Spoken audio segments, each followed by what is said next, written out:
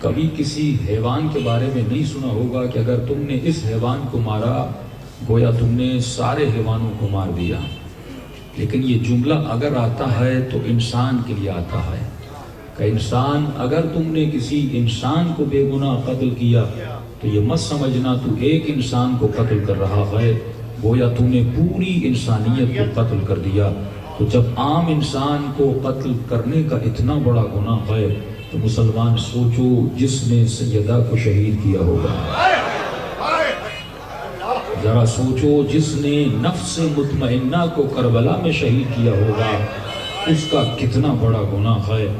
تو آج مسلمان اگر خود سے سوال کرے، سوشل میڈیا پہ بڑی بحثیں چل رہی ہیں، ٹی وی پر بڑی بحثیں چل رہی ہیں، یہی المیہ ہے اس امت مسلمہ کا، وہ چاہے شیعہ ہو وہ چاہے سنی ہو.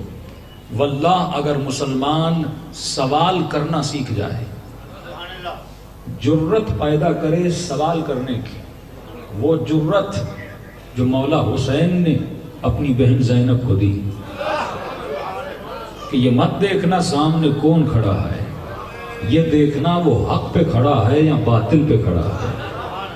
اگر مسلمان سوال کرنے کی طاقت اپنے وجود کے اندر پیدا کرتا کہ سیدہ نے یہ نہیں دیکھا کتنوں نے چنا ہے، کتنا پاور ہے، بی بی اپنا حق مانگنے کے لیے سوال کرنے جاتی ہیں. تو عزیز انسان کی اہمیت ہے اس سوال کی وجہ سے.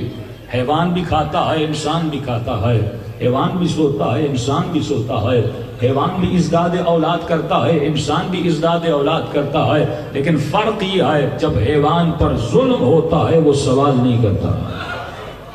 اگر انسان پر ظلم ہو اور وہ انسان سوال نہ کرے، قرآن کہتا ہے اولئک کالانعام بل ہم اضل، یہ اس حیوان سے بھی بدتر ہے. تو اس مکتب کو، اس مذہب کو جو چیز اہل بیت نے سکھائی وہ سوال کرنا سکھایا. یہ سوال انسان کی زندگی کو پنپتا ہے، یہ سوال انسان کی زندگی کو حیات دیتا ہے. عزیزو تب تک سیدہ کا خطبہ فدکیہ سمجھ میں نہیں آئے گا جب تک تو خود سے سوال نہیں کرے گا. بی بی صرف یہ نہیں بتاتی کہ اللہ نے نماز کو واجب کیا، بی بی صرف یہ نہیں بتاتی کہ اللہ نے زکوٰۃ کو واجب کیا، بی بی صرف یہ نہیں بتاتی کہ اللہ نے قصاص کو دین میں رکھا، بی بی صرف یہ نہیں بتاتی کہ اللہ نے عبادت کو واجب کیا، بلکہ یہ بتاتی ہیں اگر نماز کو واجب کیا تو کیوں واجب کیا، اگر زکوٰۃ کو واجب کیا تو کیوں واجب کیا، اگر قصاص مذہب میں رکھا تو کیوں رکھا. اے مسلمان جب تک تو سوال کیوں تک نہیں پہنچتا، جب تک اپنے آباء و اجداد سے سوال نہیں کرتا، تب تک تجھے ہدایت نہیں ملتی. کون سا ایسا مسلمان ہے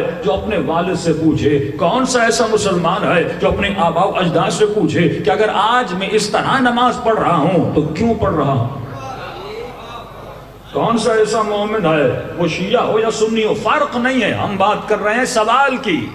اگر انسان سوال کرنا سیکھ جائے کہ یہ پیدا ہوا، جوان ہوا، کاروبار کیا، بچے پیدا کیے، بوڑھا ہو گیا، آج تک خود سے سوال نہیں کیا اے مسلمان یہ بتا تو پیدا ہوا کیوں تھا. جب تک ہم خود سے سوال نہ کریں تب تک ہمیں ہدایت نہیں ملتی، کیونکہ سوال معصوم فرماتے ہیں انسان کی معرفت کو بڑھاتا ہے. خود سے سوال کر تو پیدا کیوں ہوا. اتنا مجمع مجلس میں آتا ہے لیکن آج تک خود سے سوال کیا کہ میں مجلس میں کیوں گیا. پڑھنے والا پڑھنے آتا ہے، اسے یہ نہیں پتا کہ میں کیوں پڑھنے جا رہا ہوں.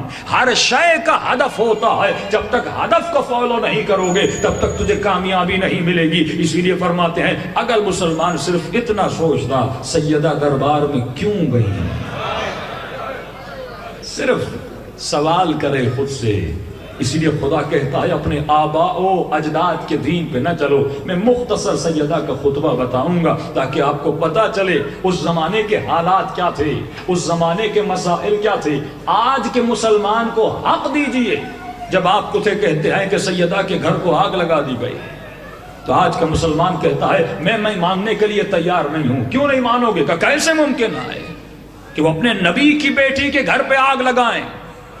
ہم یہ ماننے کے لیے تیار نہیں. اسے حق دیجئے کہ وہ نہ مانے، کیونکہ یہ بات ثابت و صحیح ہے کہ آج کے مسلمان کے دل میں جتنی مصطفیٰ کی محبت ہے اتنی کل کے مسلمان کے دل میں نہیں تھی. کیونکہ آج کا مسلمان نبی کی جوتی کو اپنے سر کا تاج بناتا ہے، آج کے مسلمان کو پتا چلے کہیں مصطفیٰ کا بال ہے تو زیارت کے لیے لائن میں کھڑا ہو جاتا ہے، لیکن یہ حالات کل کے مسلمان کے نہیں تھے۔ اے مسلمان، یہ ایک بات سمجھنے کی کوشش کر، تمہارا عقیدہ تمہاری ثقافت سے ملا ہوا ہے، تمہارا عقیدہ تمہارے ماحول سے ملا ہوا ہے۔ اگر علی پور کا شیعہ ہے تو اس کے عقیدوں میں اپنے رسم و رواج شامل ہیں، اس کی عزاداری میں اس کے رسم و رواج شامل ہیں۔ ایران کے شیعہ کے وہ اپنے عقائد ہیں، عراق کے شیعہ کے اپنے رسم و رواج ہیں۔ کیوں ہمارا ماتم الگ ہے، ان کا ماتم تھوڑا اور اسٹائل کا ہے، عراقیوں کا ماتم الگ ہے۔ ماتم تو سب کرتے ہیں، لیکن اس ماتم کا طریقہ جو ہے وہ ہمارے رسم و رواج سے جڑا ہوا ہے، ہماری عزاداریاں ہمارے رسم و رواج سے جڑی ہوئی ہیں۔ تو یہ تو سمجھ کہ عرب کی رسم کیا تھی، عرب کا رواج کیا تھا۔